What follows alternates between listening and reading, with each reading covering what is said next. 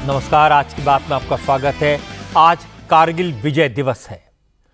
कारगिल में हमारी पराक्रमी सेना की जीत को आज 25 साल हो गए। जंग के मैदान में तोपों की गूंज अभी तक याद है।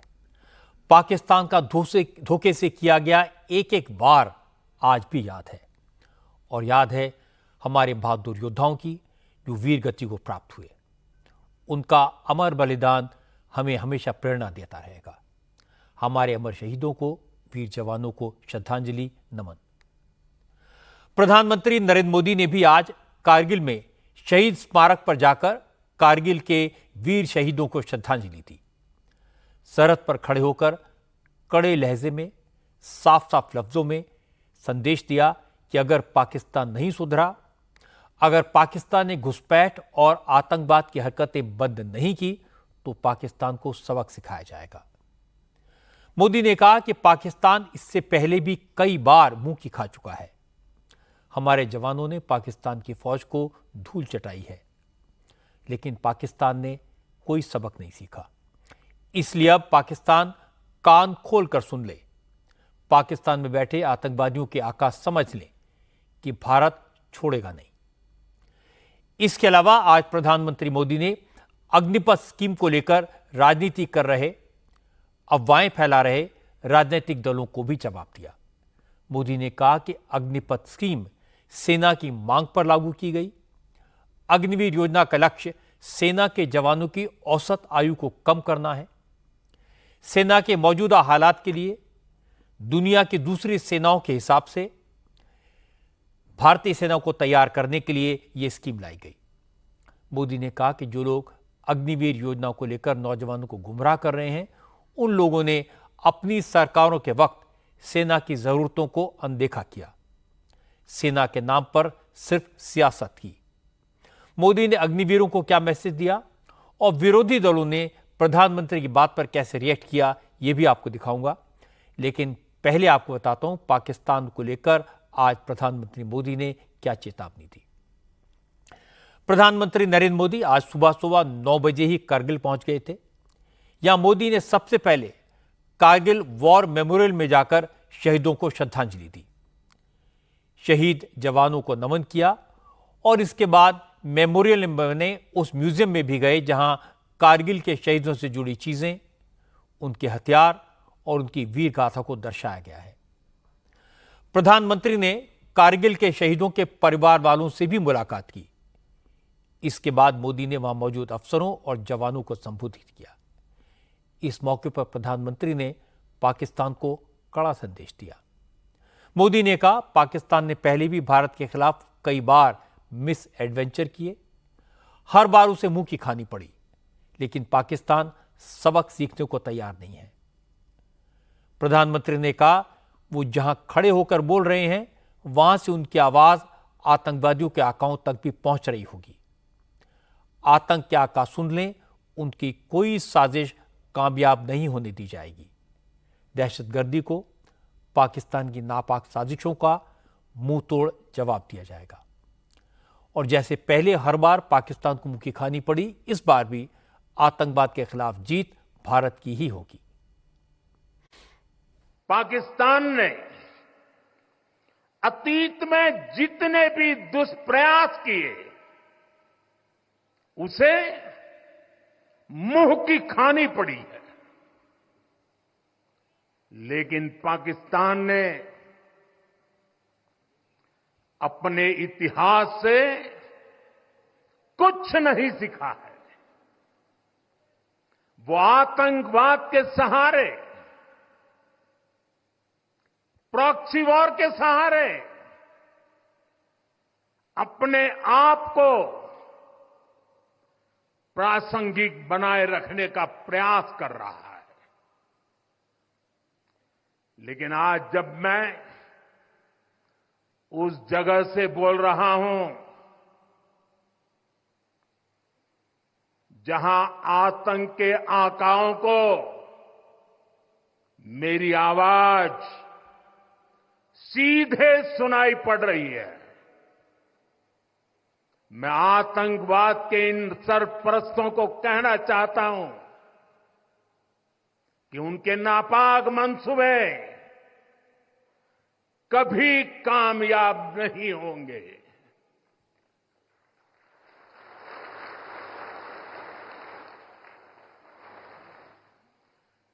आतंकवाद को हमारे जाबाज पूरी ताकत से कुचलेंगे। दुश्मन को मुंहतोड़ जवाब दिया जाएगा। मोदी का मैसेज क्लियर है कि अब आतंकवाद के खिलाफ ऑल आउट एक्शन होगा। ऐसे सख्त मैसेज की आज के जमाने में बहुत जरूरत थी। पिछले 5 साल में आर्टिकल 370 हटने के बाद कश्मीर वैली में आतंकवाद की कमर टूट चुकी है। ज्यादातर दहशतगर्द मारे जा चुके हैं। इससे परेशान पाकिस्तानी फौज ने अब जम्मू रीजन में गड़बड़ी की साजिश रची। एलओसी पर घुसपैठ की कम से कम 5 कोशिशों को नाकाम किया गया है। करीब 1 दर्जन घुसपैठिए मारे गए हैं।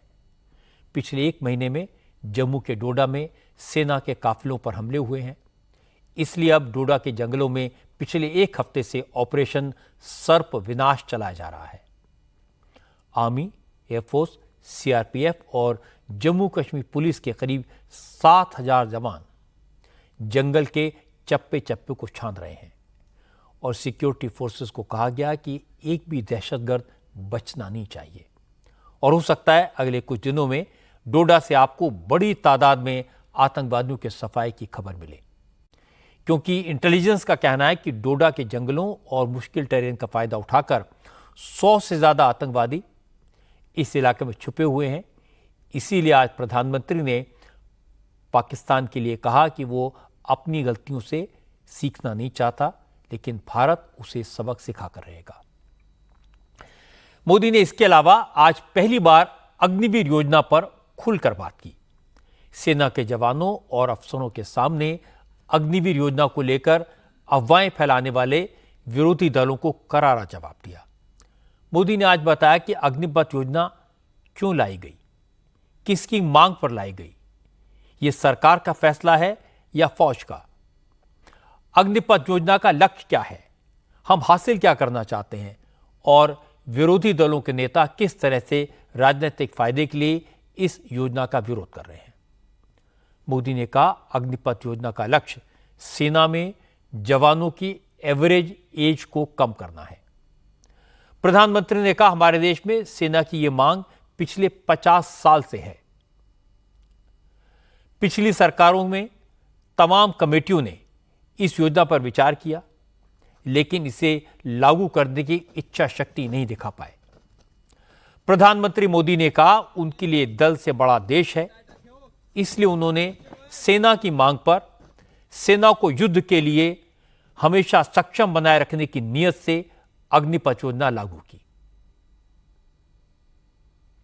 दशकों तक संसद से लेकर अनेक कमेटी तक में सेनाओं को युवा बनाने पर चर्चाएं होती रही है। भारत के सैनिकों की औसत आयु, एवरेज एज, ग्लोबल एवरेज से ज्यादा होना, ये हम सबकी चिंता बढ़ाता रहा है।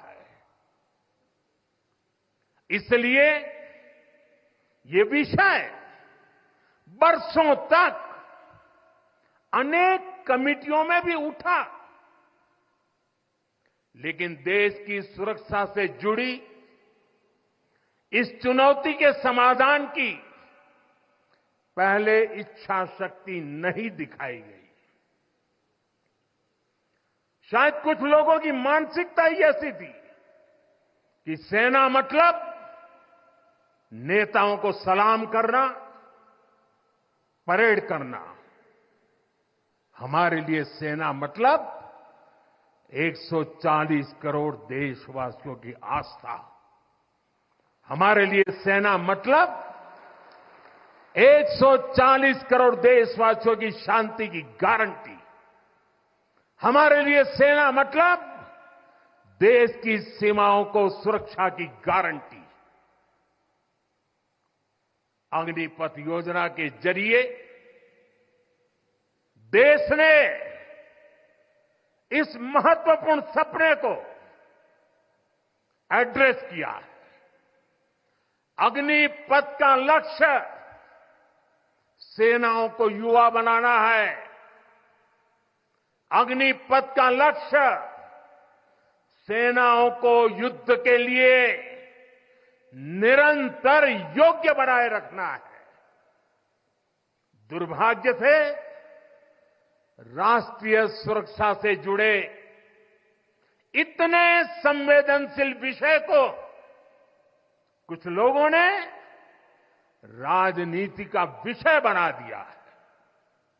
कुछ लोग सेना के इस रिफॉर्म पर भी अपने व्यक्तिगत स्वार्थ में झूठ की राजनीति कर रहे हैं। ये वही लोग हैं जिन्होंने सेनाओं में हजारों करोड़ के घोटाले करके हमारी सेनाओं को कमजोर किया। ये अब वही लोग हैं जो चाहते थे कि एयरफोर्स को कभी आधुनिक फाइटर जेट न मिल पाए। ये वही लोग हैं जिन्होंने तेजस फाइटर प्लेन को भी डिब्बे में बंद करने की तैयारी कर ली थी। अग्निपथ योजना को लेकर विपक्ष का सबसे बड़ा इल्जाम यह है कि जो अग्निवीर 4 साल बाद रिटायर हो जाएंगे उनका क्या होगा।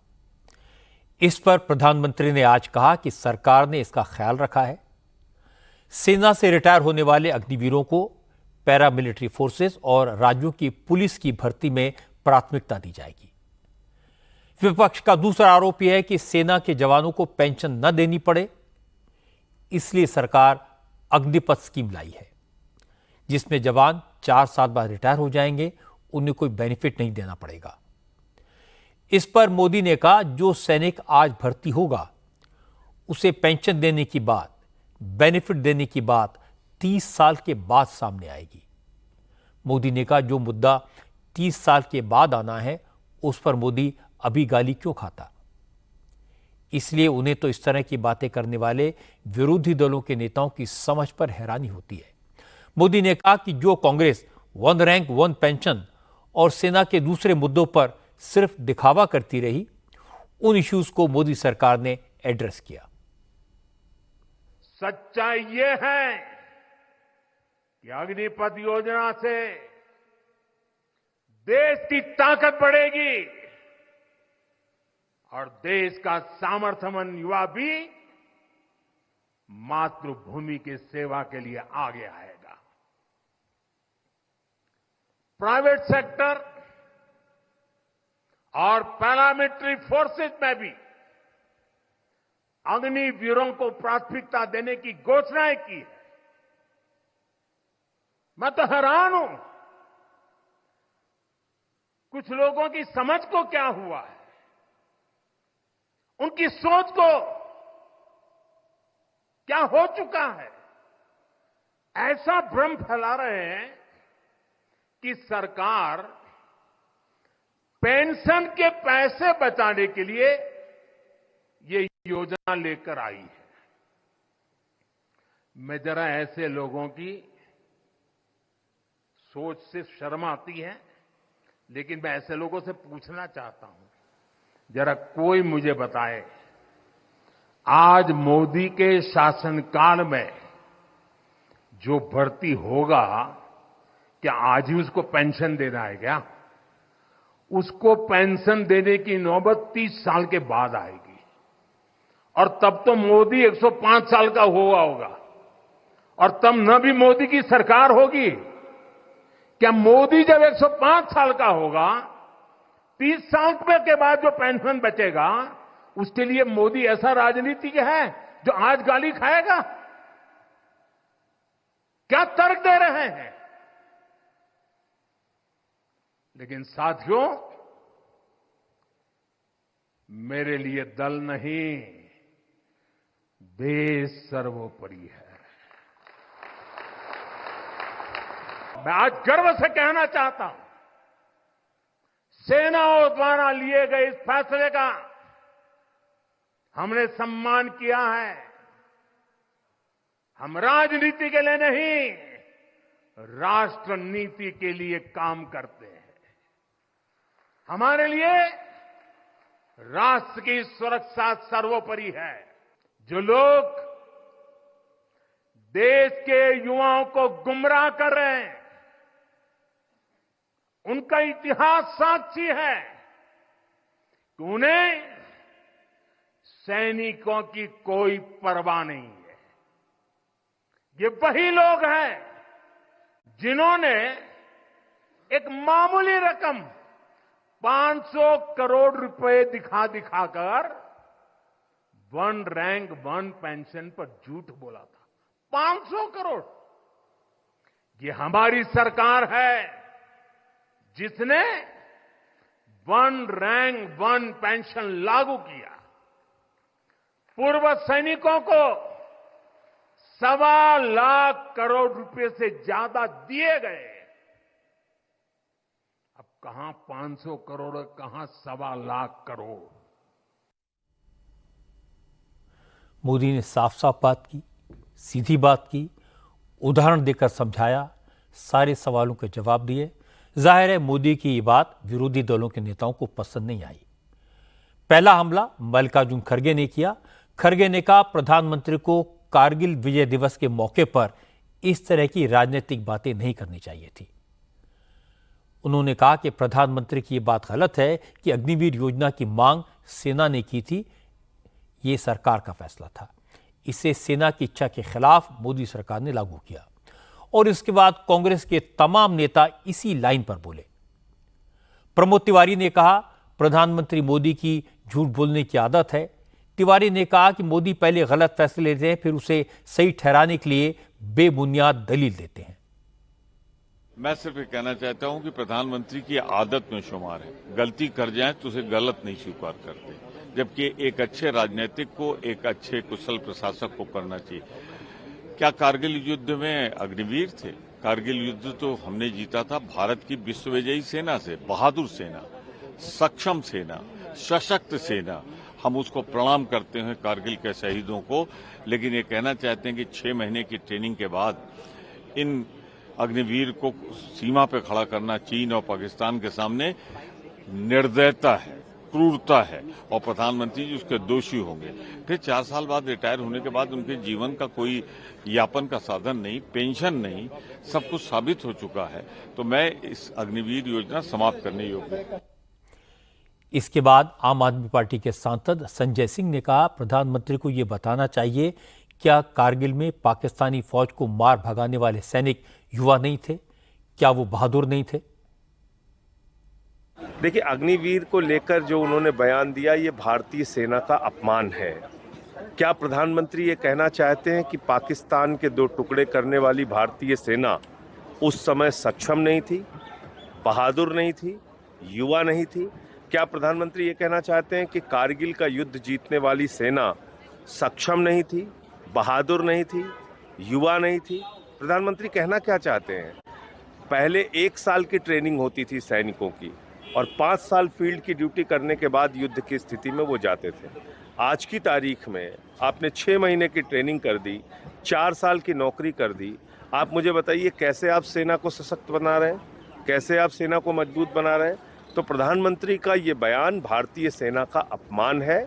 और अगर इतनी ही चिंता प्रधानमंत्री जी को है तो सबसे पहले प्रधानमंत्री को युवा बनाए। वो 73 साल की उम्र में आपको तीसरी बार प्रधानमंत्री बनना है और आप सेना के लिए कह रहे हैं कि आप सेना को युवा बना रहे हैं अग्निवीर योजना लाके।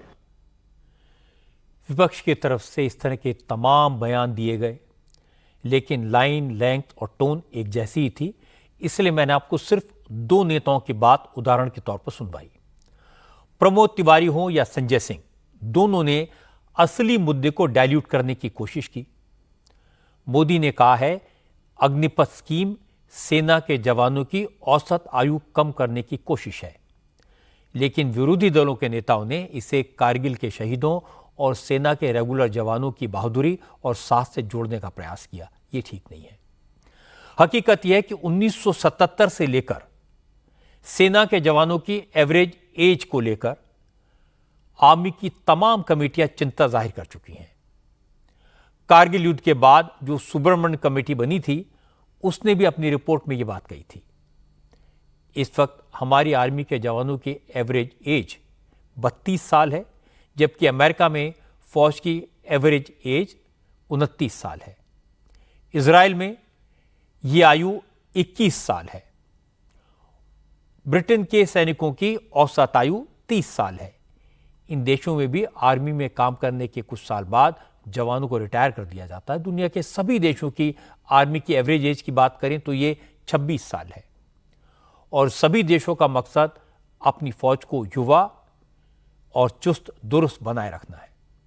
इसीलिए हमारी फौज की मांग पर सरकार ने अग्निपथ स्कीम लागू की। स्कीम लागू करने से पहले 135 देशों की फौज की स्टडी की गई। तो इसमें गलत क्या है? जहां तक सेना से 4 साल बाद रिटायर होने वाले अग्निवीरों के भविष्य, उनके रोजगार का सवाल है, तो BSF, CRPF, CISF, Assam rifles, RPF जैसे सुरक्षा बलों में अग्निवीरों को आरक्षण देने और एज लिमिट में रिलैक्सेशन देने का ऐलान कर दिया गया है। तमाम राज्य सरकारों ने अपनी पुलिस फोर्स में अग्निवीरों को रिजर्वेशन देने का फैसला किया है। आज ही योगी आदित्यनाथ ने कहा कि उत्तर प्रदेश पुलिस और पीएसी की भर्ती में भी अग्निवीरों को आरक्षण मिलेगा, उन्हें प्राथमिकता दी जाएगी। बीएसएफ ने, सीआरपीएफ ने, सीआईएसएफ ने, अन्य तमाम हमारे जो पैरामिलिट्री हैं, उन्होंने भी इस बात की घोषणा की है और उत्तर प्रदेश सरकार ने भी इस बात को कहा है कि अग्निवीर की योजना जैसे आगे बढ़ती है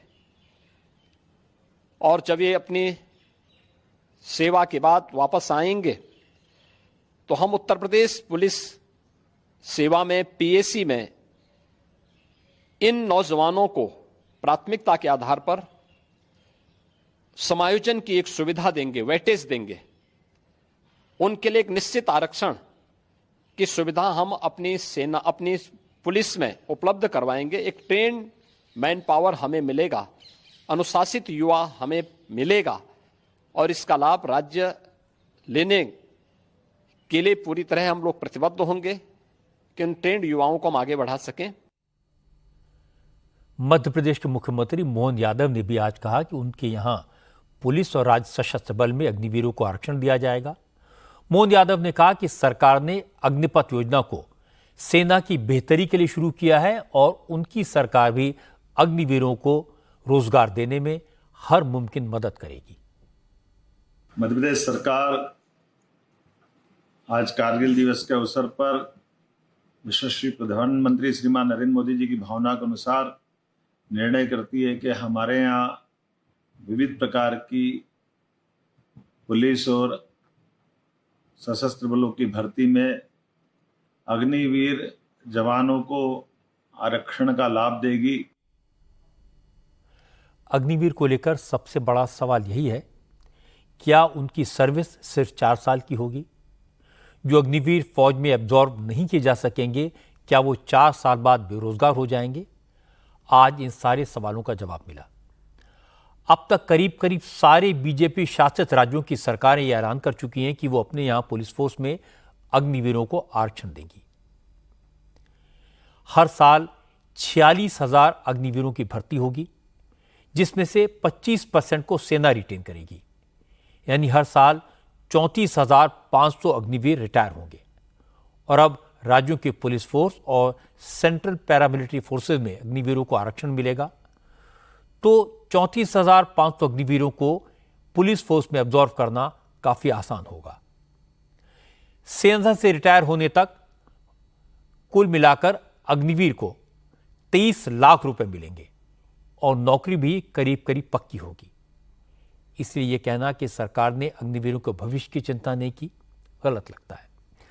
जिस तरह विपक्ष अग्निवीरों को लेकर बेवजह एक गलत नैरेटिव पैदा करने की कोशिश कर रहा है, उसी तरह की कोशिश एमएसपी के मुद्दे पर क्यों हो रही है। इसको लेकर आज पार्लियामेंट में जमकर हंगामा हुआ। राज्यसभा में क्वेश्चन आवर के दौरान समाजवादी पार्टी के नेता रामजी लाल सुमन ने एमएसपी को लेकर सवाल पूछा। कृषि मंत्री शिवराज सिंह चौहान ने जवाब दिया, बताया कि किसानों की मांगों पर विचार के लिए जो कमेटी बनी है उसकी 35 मीटिंग्स हो चुकी हैं। जैसे ही कमेटी की रिपोर्ट आएगी तो सरकार एमएसपी के मुद्दे पर कमेटी की सिफारिशों के आधार पर विचार करेगी। शिवराज ने कहा, हालांकि सरकार कमेटी की रिपोर्ट आने तक खामोश नहीं बैठी रहेगी। सरकार ने 23 फसलों की एमएसपी घोषित की है, रिकॉर्ड खरीद की गई है।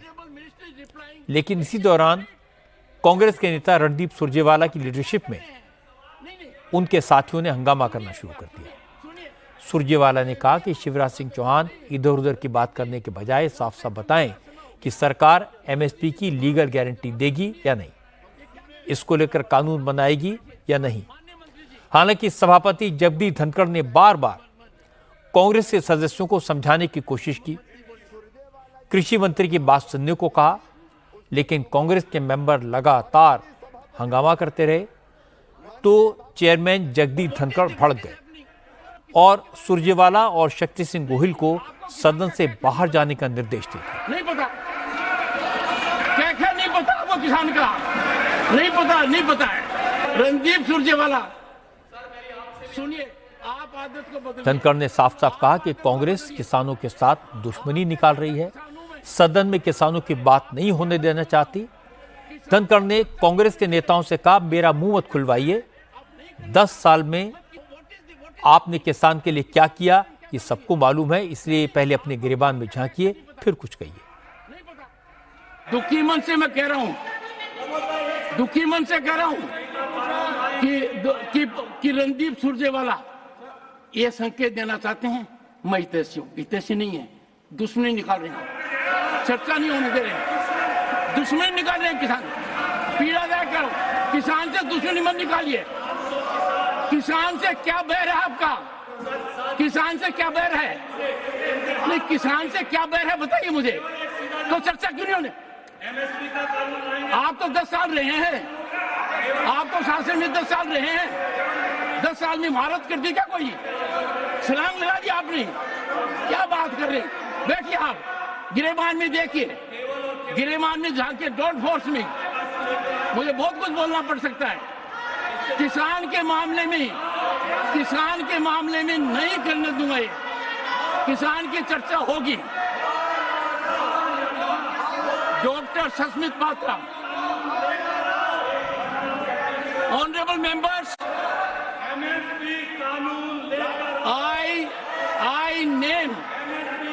I name Randeep Surjewala is hereby named. He should immediately withdraw from the house. कर दिया, please withdraw from the house. Withdraw from the house. You are directed to withdraw from the house. हालांकि इसके बाद भी विपक्ष का हंगामा जारी रहा तो सदन की कार्रवाई स्थगित करनी पड़ी। जब कार्रवाई दोबारा शुरू हुई तो शिवराज सिंह ने विपक्षी हंगामे के बीच अपनी बात पूरी की और कांग्रेस की सरकार के वक्त किसानों के साथ क्या हुआ था, किसानों के मुद्दे पर कांग्रेस की सरकारों ने क्या क्या किया और कांग्रेस के जमाने में किन किन कृषि मंत्रियों ने स्वामीनाथन कमेटी की सिफारिशें मानने और किसानों को एमएसपी देने से इनकार किया, ये सारा चिट्ठा सदन के सामने रख दिया। शिवराज चौहान ने साफ साफ कहा कि कांग्रेस ने स्वामीनाथन कमेटी की सिफारिशों को लागू नहीं किया। शिवराज सिंह चौहान ने कांतिलाल भूरिया, शरद पवार और केवी थॉमस के नाम गिनाए और यूपीए सरकार के समय का एक कैबिनेट नोट भी सदन के पटल पर रखा, जिसमें उस समय मनमोहन सिंह की सरकार ने फसल की लागत पर 50% से ज्यादा एमएसपी देने से इनकार कर दिया था। शिवराज सिंह चौहान ने कहा कि कांग्रेस के लोग किसानों के नाम पर सिर्फ घड़ियालू आंसू बहाते हैं और राजनीति करते हैं। ये केवल राजनीति कर रहे हैं। स्वामीनाथन कमेटी की रिपोर्ट में जब ये कहा गया कि लागत पर 50% मुनाफा देकर समर्थन मूल्य घोषित करना चाहिए, यूपीए की सरकार ने जब मनमोहन सिंह प्रधानमंत्री थे, इन्होंने स्वामीनाथन आयोग की सिफारिश स्वीकार करने से इनकार कर दिया। ये कांतिलाल भूरिया जी का जवाब तत्काल तत्कालीन कृषि मंत्री, उन्होंने कहा कि स्वीकार नहीं किया जा सकता। सम्मानीय शरद पवार जी का जवाब, जो सरकार में मंत्री थे, इसको स्वीकार नहीं किया। ये मंत्री केवी थॉमस का जवाब, इस सिफारिश को सरकार ने स्वीकार नहीं किया है। ये कैबिनेट नोट इनकी सरकार का, ये इनका चेहरा है, ये मैं पटल पर रखता हूं, ये इनका असली चेहरा है। ये किसान के नाम पर माननीय सभापति महोदय केवल राजनीति करना चाहते हैं। ये देश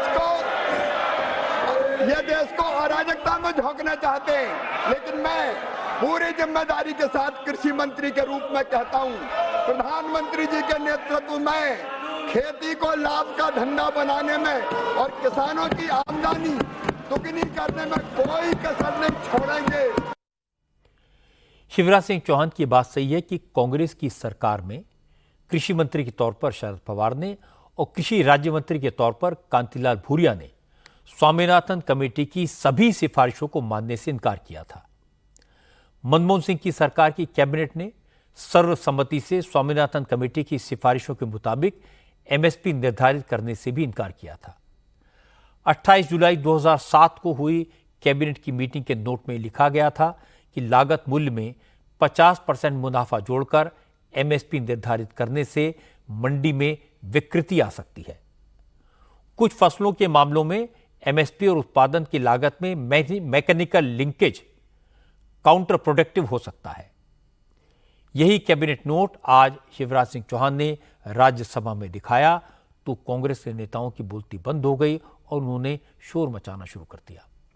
इस मुद्दे पर पार्लियामेंट के बाहर भी कांग्रेस के सांसदों ने नारेबाजी की, लेकिन जब रणदीप सुरजेवाला से पूछा गया कि आपकी सरकार ने स्वामीनाथन कमेटी की सिफारिशों के हिसाब से एमएसपी देने से इनकार क्यों किया था, आपने 10 साल की सरकार के दौरान एमएसपी की गारंटी का कानून क्यों नहीं बनाया, तो रणदीप सुरजेवाला ने कहा कांग्रेस की सरकार ने स्वामीनाथन कमेटी की 100 में से 62 सिफारिशों को लागू किया था।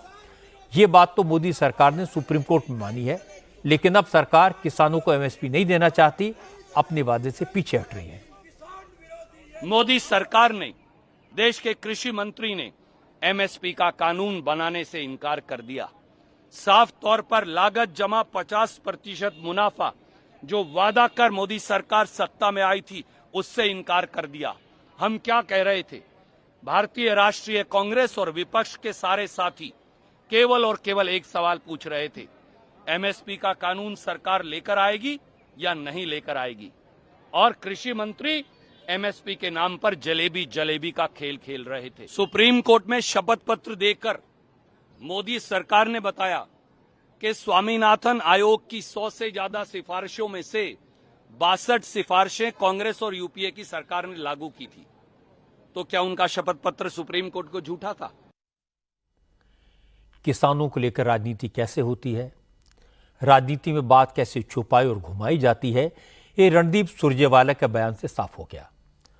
सुरजेवाला ने ये तो कहा कि कांग्रेस की सरकार ने स्वामीनाथन कमेटी की 100 में से 62 सिफारिशें मान ली थी, और ये बात सही है। मोदी सरकार ने सुप्रीम कोर्ट में जो एफिडेविट दिया है उसमें ये बात बताई गई है, ये भी सही है। लेकिन सुरजेवाला ने यह नहीं बताया कि जो 38 सिफारिशें नहीं मानी गई थी, उनमें से फसल के लागत मूल्य में 50% का मुनाफा जोड़कर एमएसपी निर्धारित करने की सिफारिश भी थी। किसान आज जो मांग कर रहे हैं, जिनका मेमोरेंडम देकर राहुल गांधी सामने आए थे, उनमें से ज्यादातर मांगे मानने से यूपीए सरकार ने अपने राज में इनकार कर दिया था। लेकिन अब राहुल गांधी कह रहे हैं कि वो किसानों को एमएसपी की लागत गारंटी दिलवाकर रहेंगे, लीगल गारंटी दिलवाकर रहेंगे। इसीलिए आज शिवराज सिंह चौहान ने कांग्रेस को इतिहास याद दिला दिया। शिवराज सिंह ने 3 बड़ी बातें बताई। एक तो उन्होंने एक एक फसल का नाम लेकर गिना दिया कि मोदी सरकार ने किसानों को जो एमएसपी दी है वो यूपीए सरकार के वक्त दी गई एमएसपी से कितनी ज्यादा है, कितने गुना है। दूसरी बात, शिवराज सिंह चौहान ने यह खुलासा किया कि चाहे आज कांग्रेस एमएसपी की लीगल गारंटी की बात कर रही है, लेकिन जब कांग्रेस की सरकारें थी, अलग अलग समय पर उनके 3 मंत्रियों ने इस मांग को रिजेक्ट किया था। और तीसरी बात शिवराज ने यह कही कि उन्होंने किसानों की किसी मांग को रिजेक्ट नहीं किया है। किसानों से एक कमेटी लगातार बात करती रही है और उसी की रिपोर्ट के आधार पर फैसला किया जाएगा। अब आपको बताते हैं यूपी बीजेपी में जो आपसी खटपट चल रही है उसके बारे में। आज उत्तर प्रदेश के मुख्यमंत्री योगी आदित्यनाथ और यूपी के दोनों deputy chief ministers Keshav Prasad Maurya और ब्रजेश पाठक दिल्ली आ गए। कल योगी आदित्यनाथ पहले नीति आयोग की मीटिंग में हिस्सा लेंगे। इसके बाद दिल्ली में ही बीजेपी के मुख्यमंत्रियों की मीटिंग बुलाई गई है, जिसमें उनके साथ डिप्टी चीफ मिनिस्टर्स भी मौजूद रहेंगे। कई दिन बाद यह पहला मौका होगा जब योगी आदित्यनाथ, केशव प्रसाद मौर्य और ब्रजेश पाठक एक साथ एक मीटिंग में साथ साथ होंगे। हालांकि न योगी आदित्यनाथ की तरफ से और न केशव प्रसाद मौर्य की तरफ से टकराव की कोई बात कही गई है, लेकिन चूंकि केशव प्रसाद मौर्य और योगी आदित्यनाथ बीजेपी के विधायकों और नेताओं से अलग अलग मिल रहे थे, केशव प्रसाद मौर्य योगी की तरफ से बुलाई गई प्रयागराज मंडल के नेताओं की मीटिंग में नहीं गए थे, इसलिए टकराव की चर्चाओं को बल मिला और इस पर समाजवादी पार्टी के नेताओं ने केशव प्रसाद मौर्य को निशाना बनाना शुरू कर दिया। लेकिन आज केशव प्रसाद मौर्य ने अखिलेश यादव को दो टूक जवाब दिया। कहा कि अखिलेश के मंसूबे कभी पूरे नहीं होंगे। बीजेपी 2022 में भी जीती थी, 2027 में भी जीतेगी। अखिलेश बीजेपी को छोड़कर अपनी पार्टी को बचाने की फिक्र करें। असल में आज अखिलेश यादव ने कहा था कि केशव प्रसाद मौर्य दिल्ली के मोहरे हैं, वो दिल्ली के वाईफाई पासवर्ड हैं। इसके बाद अखिलेश ने कहा केशव प्रसाद मौर्य को उन्होंने जो मॉनसून ऑफर दिया था, अब वो ऑफर उन्होंने विंटर तक यानी सर्दियों तक के लिए एक्सटेंड कर दिया है। मौर्य जी मोहरा हैं, दिल्ली के वाईफाई के पासवर्ड हैं। अगर दिल्ली वाले किसी से मिलते हैं तो लखनऊ वाले भी मिल रहे हैं किसी से। तो बताओ सरकार चलेगी ऐसे? क्या सरकार चलेगी बताओ? और जिन्होंने बिगाड़ा है सब कुछ, क्या वो लोग ठीक करेंगे? और सबसे गंभीर सवाल मैं आपके सामने रखता हूं।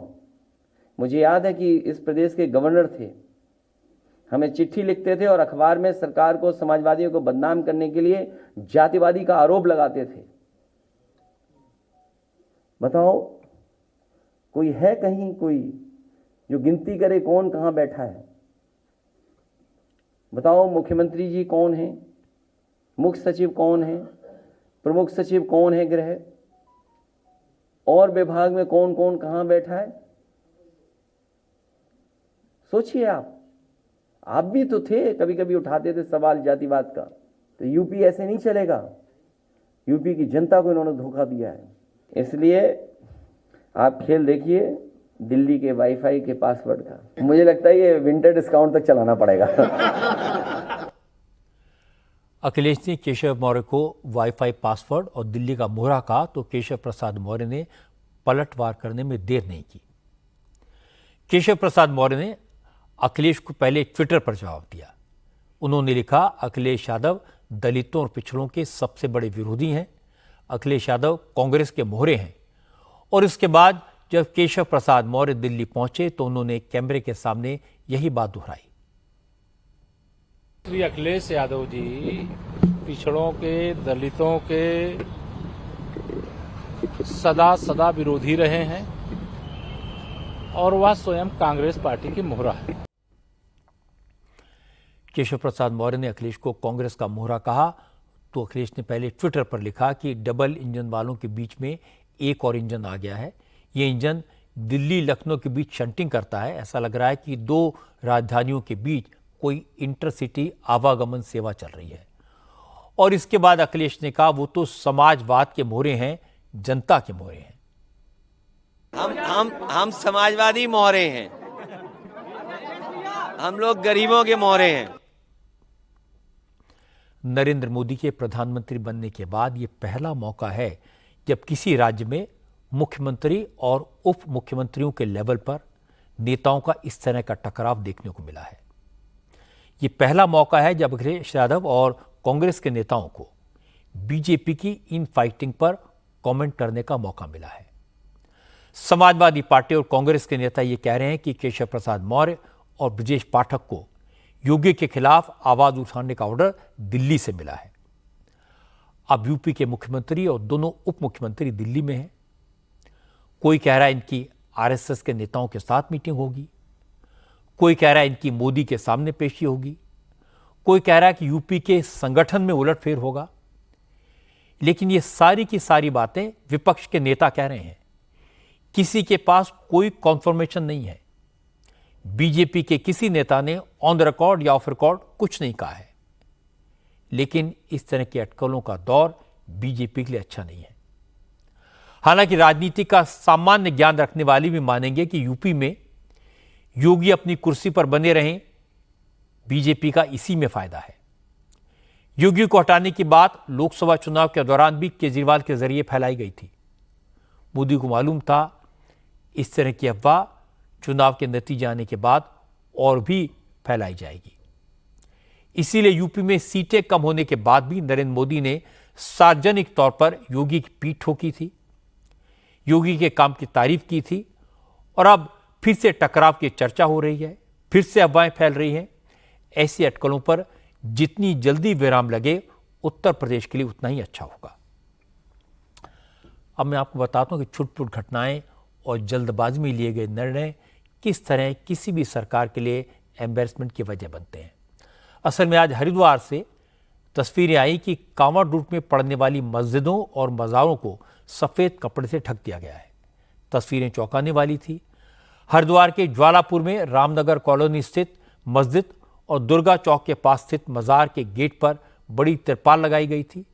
सड़क से कांवड़ लेकर श्रद्धालु जा रहे थे और सड़क के किनारे मस्जिद को कपड़े से ढका गया। क्योंकि इससे पहले ऐसा नहीं हुआ था तो सवाल उठा किसके आदेश पर यह काम किया गया। पता लगा कि आदेश हरिद्वार के लोकल प्रशासन का है। जब बात बढ़ी तो उत्तराखंड सरकार में कैबिनेट मिनिस्टर सतपाल महाराज सामने आए और उन्होंने कहा कि फैसला सरकार का है।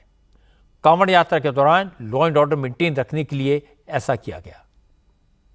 कोई दिक्कत नहीं होनी चाहिए। आपको पता है कि जब कोई चीज़ होती है तो उसमें कुछ वोट लगा देते हैं, तो इस प्रकार से अगर किया गया है तो यही है कि कोई उत्तेजना ना हो, कोई भड़के नहीं और हमारा कांवड़ यात्रा सुचारू रूप से चले, इसका ध्यान रखा गया। इस तरह का पहली बार हुआ है हरिद्वार जनपद में? पहली बार हुआ। आपको पता है जब कहीं कंस्ट्रक्शन होता है तो उसको भी ढक दिया जाता है, तो इस प्रकार से ये किया गया है। अब इसके देखेंगे क्या इसका फीडबैक मिलता है हम लोगों को, उसका अध्ययन करेंगे। सतपाल महाराज इस फैसले को जस्टिफाई करके निकल गए, लेकिन कुछ ही देर बाद दूसरी तस्वीरें सामने आई। हरिद्वार में जिन मस्जिदों और मज़ारों को ढका गया था उन्हें फिर से अनकवर कर दिया गया, पर्दे हटा लिए गए। मस्जिद के सामने लगे कपड़े को एडमिनिस्ट्रेशन के लोगों ने खुद हटाया। जो लोग मस्जिद के सामने लगे कपड़े को हटा रहे थे, जब उनसे पूछा गया किसके आदेश पर हटा रहे हो तो उन्होंने कहा उन्हें नहीं मालूम किसके कहने पर यह कपड़ा लगाया गया था, न उन्हें यह पता है कि किसके आदेश पर हटाया जा रहा है। उन्हें तो थाना इंचार्ज ने कहा मस्जिद और मज़ार के सामने लगे तिरपाल हटा दो, इसलिए हटा रहे हैं। ये लगाया तो क्या था पहले पता नहीं हमें, लेकिन हमें हटाने के आदेश मिले अभी, इसलिए हमने हटा दिया। किसने आदेश दिया? हमें रेल चौकी से आदेश मिले इसे हटाने के, इसलिए हमने हटा दिया गया। लगाया भी आपके माध्यम से क्या है? ये हमें पता नहीं है। कुछ बताया कि कभी लगा था, क्यों हटाने क्यों आपने? ये कुछ नहीं हमें बताया। हमें जो आदेश मिले, फिलहाल हम ड्यूटी पे थे, हमें जो आदेश मिले हमने वो काम। कहाँ ये लगे थे, कहाँ पे हटाए? एक बुरेशा मजार पे ऊंची सड़क और एक इस्लाम नगर मस्जिद का, 2 के आदेश मिले थे, वो हमने हटा। मस्जिद और मज़ार से तो कपड़ा हटा लिया गया, लेकिन अब कांवड़ रूट पर पड़ने वाली लिकर शॉप्स को ढकने का फैसला किया गया।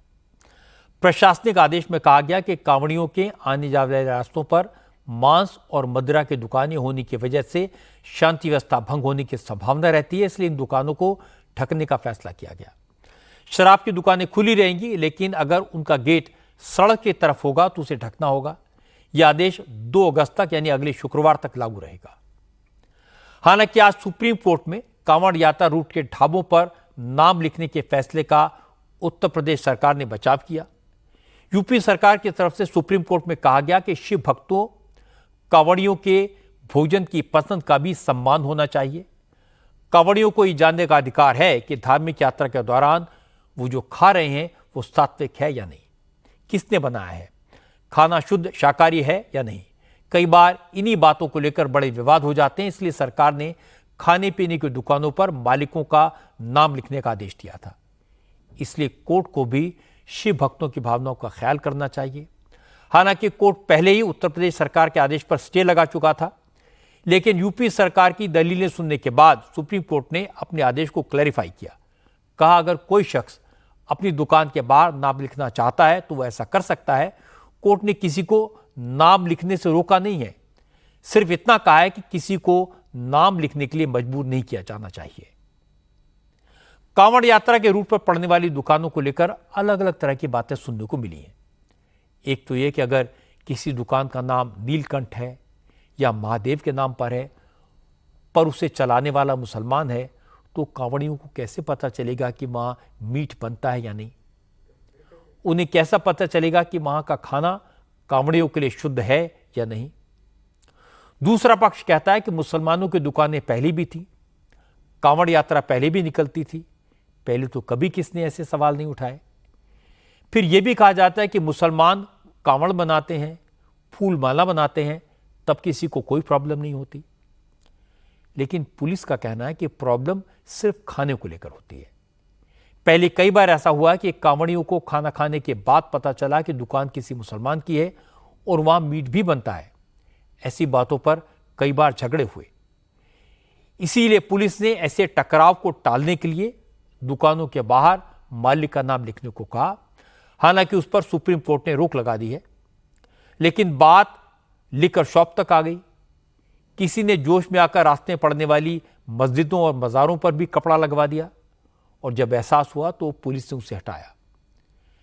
लेकिन कुल मिलाकर यह सारा मामला लॉ एंड ऑर्डर का है। लोकल पुलिस, लोकल प्रशासन ये नहीं चाहता कि कांवड़ यात्रा के दौरान झगड़ा हो, मारपीट हो और बात बढ़ जाए। इसीलिए अलग अलग तरह के प्रिकॉशन लिए जा रहे हैं। लेकिन आजकल हर प्रिकॉशन का एक मतलब निकाला जाता है और इसी से सारी प्रॉब्लम पैदा होती है। ममता बनर्जी नीति आयोग की मीटिंग में शामिल होने के लिए आज दिल्ली पहुंच गई। हालांकि कांग्रेस शासित राज्यों के चीफ मिनिस्टर्स ने नीति आयोग की मीटिंग के बॉयकॉट का फैसला किया है।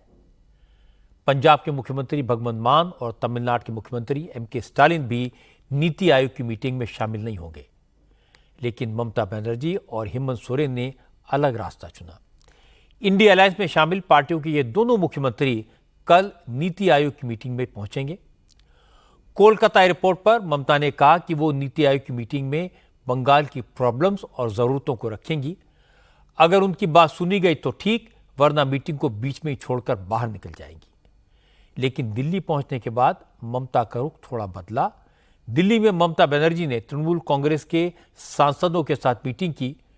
फिर ममता अरविंद केजरीवाल के घर जाकर सुनीता केजरीवाल से मिली और इसके बाद ममता ने कहा कि वो नीति आयोग की मीटिंग में जाएंगी जरूर, लेकिन उनकी राय है कि नीति आयोग को भंग कर देना चाहिए क्योंकि नीति आयोग के पास कोई अधिकार ही नहीं है। Stop this Niti Aayog. They don't have any financial implication. They cannot do anything. Only to convene a meeting within a year to show their face. Please bring planning commission again. Planning commission should be the real infrastructure for the country. What they have done earlier, and it is the plan. It was the plan of Netaji Subhash Chandra Bose. And since independence, this planning commission works a lot for the country and for the state also. Mamata Banerjee कल नीति आयोग की meeting में जाकर क्या कहेंगी, क्या करेंगी, ये तो कल ही पता लगेगा। लेकिन इस मीटिंग में शामिल होने का फैसला करके ममता ने एक बात क्लियर कर दी कि वो कांग्रेस की डिक्टेशन पर नहीं चलती। ममता अपने फैसले खुद लेती हैं। कांग्रेस ने पूरी कोशिश कर ली कि इंडिया अलायंस में शामिल सभी पार्टियों के मुख्यमंत्री नीति आयोग की मीटिंग का बॉयकॉट करें, लेकिन ममता बनर्जी और हेमंत सोरेन ने कांग्रेस की ये बात नहीं मानी, क्योंकि दोनों राज्यों को विकास के कामों के लिए पैसे की जरूरत है। ममता और हेमंत सोरेन जानते हैं कि हर वक्त केंद्र सरकार को गाली देने से काम नहीं चलेगा। इसलिए अब ममता बनर्जी और हेमंत सोरेन ने कांग्रेस से अलग लाइन पकड़ी। आज पश्चिम बंगाल से एक हैरान करने वाली खबर आई। ममता बनर्जी के सरकार में मिनिस्टर और कोलकाता के मेयर फरहाद हकीम ने एक कार्यक्रम में कहा, जो लोग दूसरे धर्मों में पैदा हुए वो दुर्भाग्यशाली हैं। इस्लाम को मानने वाले सौभाग्यशाली हैं। एक भी गैर मुस्लिम को इस्लाम कबूल करवाने पर जन्नत मिलती है, इसलिए इसकी कोशिश करनी चाहिए। যারা দুর্ভাগ্য নিয়ে জন্মেছে, যারা ইসলাম নিয়ে জন্মায়নি, তাদেরও দাওয়াতে ইসলাম অর্থাৎ ইসলামের দাওয়াত দিয়ে তাদের মধ্যে নিয়ত ঈমান নিয়ে আসলে এটা আল্লাহ তাআলাকে খুশি করা হবে। আমাদের ইসলামের রাস্তা, আমাদের যে আমাদের রসুল পাক তিনি কত মানুষকে ঈমান দিয়েছেন। हालांकि फरहाद हकीम ने यह बात कुछ दिन पहले कही थी, लेकिन इसका वीडियो जब सामने आया तो बीजेपी ने इसे बड़ा इशू बना दिया। ममता बनर्जी की सरकार के खिलाफ प्रोटेस्ट किया। बीजेपी के विधायक आज हाथ में भगवत गीता लेकर विधानसभा पहुंचे और फरहाद हकीम को मंत्री पद से हटाने की मांग की। बीजेपी के एमएलए अग्निमित्रा पॉल ने कहा, सार्वजनिक तौर पर धर्म परिवर्तन की बात कहने वाले मंत्री के खिलाफ अगर ममता बनर्जी एक्शन नहीं लेती तो माना जाएगा कि ममता बनर्जी फरहाद हकीम की इस बात को सपोर्ट करती है। आज उनका साहस कैसे होता है ये बोलने के लिए? वो बोल रहा है कि एक भी दूसरा धर्म के लोगों को अगर इस्लाम में कन्वर्ट किया जाए तो आपको सीधा जन्नत मिल जाएगा। तो आप शुरू कीजिए, हम आपको एडवाइस देते हैं फरहाद हकीम, आप ममता बनर्जी से शुरू कीजिए ये धर्मांतकरण। आपको साहस कैसे होता है? ममता बनर्जी का हम बोलते हैं, इतना बोलने के बाद भी उनका कोई पनिशमेंट नहीं, उनको तो बर्खास्त करना चाहिए था। फरहाद हकीम ममता बनर्जी के भरोसेमंद नेताओं में से एक हैं। साए की तरह ममता के साथ रहते हैं, दिखाई भी देते हैं। इसलिए ये उम्मीद करना कि ममता फरहाद हकीम के खिलाफ कोई एक्शन लेंगी, लेकिन इतना तो तय है कि फरहाद हकीम को ये बयान देना महंगा पड़ेगा, ये बड़ा इशू बनेगा और हो सकता है कि ममता को इसका पॉलिटिकल नुकसान हो। आज फ्रांस से परेशान करने वाली खबर आई। फ्रांस की राजधानी पेरिस में अब से कुछ देर बाद ओलंपिक गेम्स का उद्घाटन होना है। ये पहला मौका है जब ओलंपिक का उद्घाटन किसी स्टेडियम में न होकर खुली जगह पर होगा। लेकिन सीन नदी के किनारे होने वाले इस समारोह में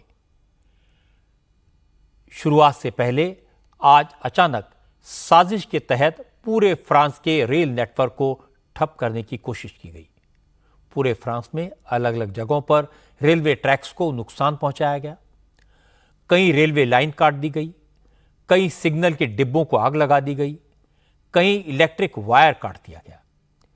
रेलवे नेटवर्क पर हुए इस बड़े हमले का असर फ्रांस के पड़ोसी देशों ब्रिटेन और बेल्जियम पर भी पड़ा। इंग्लिश चैनल के नीचे से लंदन और पेरिस के बीच चलने वाली यूरोस्टार ट्रेन की सर्विस रोकनी पड़ी। लंदन और पेरिस के रेलवे स्टेशन पर भारी भीड़ जमा हो गई है।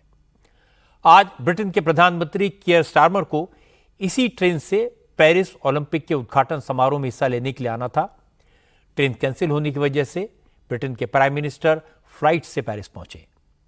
बेल्जियम और फ्रांस को कनेक्ट करने वाली रेलवे लाइंस पर भी ट्रेन रोकनी पड़ी। फ्रांस के रेलवे नेटवर्क को निशाना बनाने वालों ने देश की सभी प्रमुख लाइनों को टारगेट किया। बहुत सी ट्रेनें रद्द हो गईं, जिसकी वजह से फ्रांस के तमाम रेलवे स्टेशन पर मुसाफिरों की भारी भीड़ जमा हो गई। फ्रांस की सरकारी रेल कंपनी ने बताया कि वो रेलवे ट्रैक को बहाल करने के लिए लगातार कोशिश कर रहे हैं, लेकिन अभी पूरे देश में रेलवे सेवाएं बहाल होने में काफी वक्त लगेगा।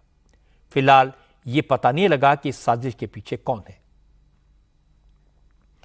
फ्रांस में प्रॉब्लम यह है कि वहां इलेक्शन में किसी एक पार्टी को बहुमत नहीं मिला, एक कमजोर सरकार है। फ्रांस में मिलिटेंट्स के हौसले बुलंद हैं, वो हर रोज कोई ना कोई गड़बड़ करते हैं। अब वहां के लोग कह रहे हैं कि जब प्रेसिडेंट मैक्रों को पता था कि ओलंपिक गेम्स होने वाले हैं तो उन्होंने चुनाव क्यों करवाए। अब से कुछ ही देर बाद ओलंपिक की ओपनिंग सेरेमनी होनी है। फ्रांस की सिक्योरिटी फोर्सेस के लिए बहुत बड़ा चैलेंज है कि सब कुछ ठीक ठाक हो जाए। आज की बात में इतना ही, लेकिन विदा होने से पहले आपको बता दूं कि मेरे आपसे अगली मुलाकात कल रात 10 बजे होगी आपकी अदालत में, जहां इस बार मेरे मेहमान हैं ओटीटी के superstar Manoj Vajpayee. Gangs of Wasseypur में मनोज वाजपेयी के रोल को लोग आज भी याद करते हैं। मनोज वाजपेयी ने आपकी अदालत में अपनी जिंदगी के कई राज खोले। उन्होंने बताया कि डिस्को में शाहरुख खान ने उनके लिए जूते क्यों मंगवाए। फिल्म शूटिंग के बाद कटरीना कैफ ने मनोज के पैर क्यों छुए। मनोज वाजपेयी ने आधी रात को नसीरुद्दीन शाह को फोन क्यों किया और वो शूटिंग के दौरान मेकअप के वक्त अपना चेहरा आईने में क्यों नहीं देखते। वो अपना नाम क्यों बदलना चाहते थे। मनोज वाजपेयी की रियल लाइफ से लेकर रियल लाइफ के तमाम अनजाने किस्से आप सुन पाएंगे मनोज वाजपेयी की जुबानी आपकी अदालत में कल रात 10 बजे। प्लीज वेलकम ओटीटी के सुपरस्टार मनोज वाजपेयी। हजरात हजरात हजरात, बड़े अफसोस के साथ ये सूचित किया जाता है कि कल रात वासेपुर की एक लड़की को अगवा कर लिया गया है। हजरात, अगले 24 घंटे में लड़की अपने घर नहीं पहुंची तो पूरे इलाके में इतना बम मारेंगे कि इलाका धुआं धुआं हो जाएगा। हजरात हजरात हजरात। फिल्म स्टार मनोज वाजपेयी आपकी अदालत में शनिवार रात 10 बजे।